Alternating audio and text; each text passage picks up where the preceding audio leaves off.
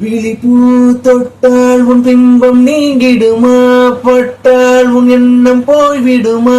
சுட்டால் என் உள்ளம் தாங்கிடுமா? அலை கதிரே தீயிட்டால் உறைந்த மனம் கரைந்திடுமா? இந்நாளில் ஆண் மனம் சரிந்திடுமா? உன் சொல்லில் ஆரடி பணிந்திடுமா?